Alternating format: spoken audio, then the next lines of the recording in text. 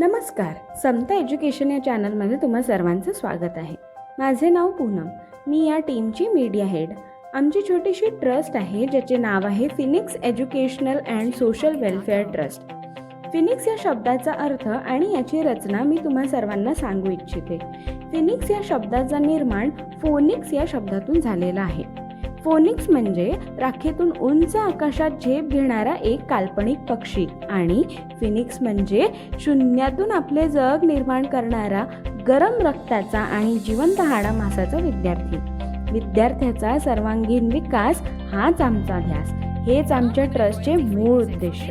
प्रति माननीय मुख्याध्यापक, संस्था चालक, शिक्षणाधिकारी, शिक्षण विभाग, गावातील सरपंच, उपसरपंच यांना आमचे हे नम्र निवेदन आहे. या आमच्या नम्र निवेदनाचा विषय आहे सर्वसामान्य कुटुंबातील विद्यार्थी या शिक्षण व्यवस्थेतून 10वी नंतर बाद होऊ नयेत. त्यांच्या अभ्यासाचा पाया पक्का होण्याकरिता सहकार्य मिळण्याबाबत. माननीय महोदय, आईला प्रत्येक मूल प्रिय असते, त्याप्रमाणे प्रत्येक शिक्षकांना, मुख्याध्यापकांना, पालकांना आपला मुलगा विद्यार्थी अभ्यासात हुशार व्हावा, जीवनात यशस्वी व्हावा, त्याला चांगली नोकरी मिळावी, जीवनात सुख समृद्धी लाभावी अशी इच्छा असते. परंतु या शिक्षण व्यवस्थेच्या माध्यमातून बहुसंख्य विद्यार्थ्यांच्या अभ्यासाचा पाया कच्चा राहत आहे. ही व्यवस्था या निरागस विद्यार्थ्यांना, मुलांना उच्च शिक्षणापर्यंत पोहोचण्यापूर्वीच कसपटाप्रमाणे बाहेर फेकून देत आहे.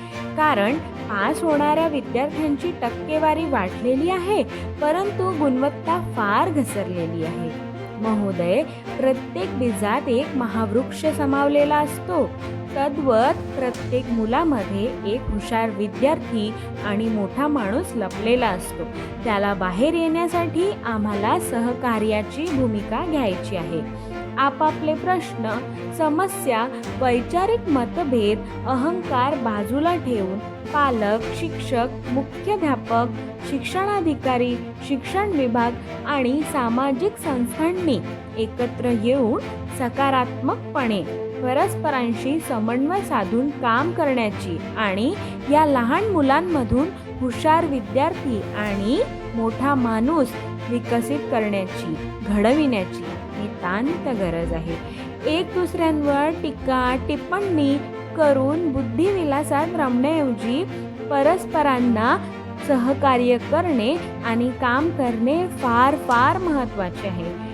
या शिक्षण व्यवस्थेच्या चौकटीत राहून शाळेच्या वेळेतच अभ्यासाचा पाया पक्का करणारा एखादा वर्ग चालवायचा आहे.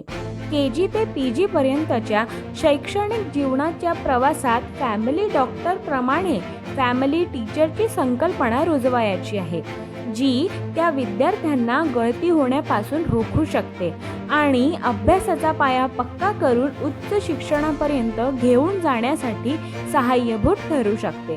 कारण ही चिमुकली पाखरे फारच गोड आणि निरागस आहेत.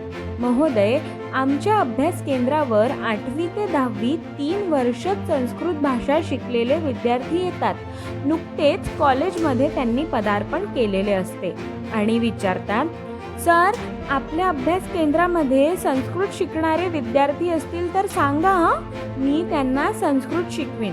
केवळ 3च वर्षे संस्कृत भाषा शिकलेल्या विद्यार्थ्यांमध्ये एवढा आत्मविश्वास आणि इंग्रजी शिकवशील का असे विचारता. सर, नाही, माझाच तो विषय कच्चा आहे असे त्यांचे निरागस उत्तर आपणास विचार करावयास लावणार की नाही. हा विषय कच्चा राहिल्यामुळे विद्यार्थ्यांची ऊर्जा दाबली जात आहे.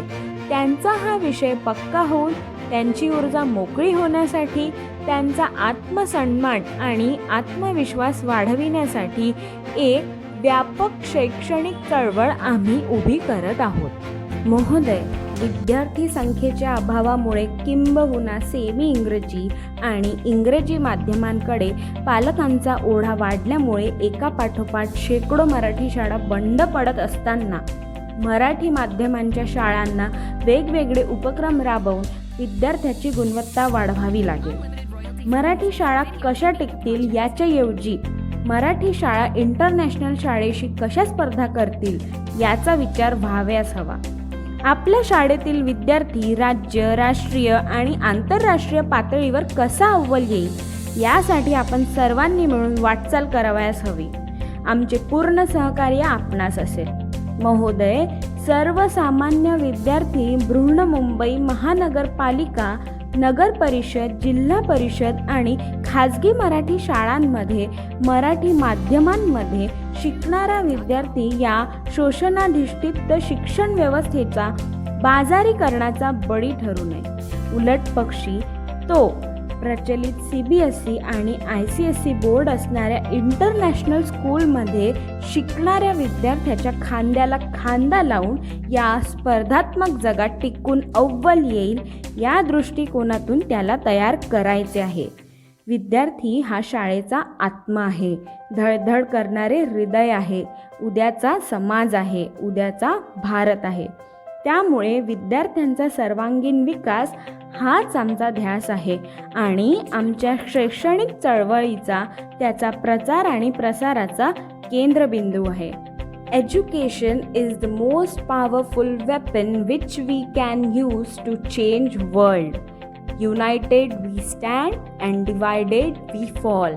होय, आमची मुले उच्च विद्याविभूषित होऊ शकतात. Yes, we can. आपली विनीत पूनम परतेकी.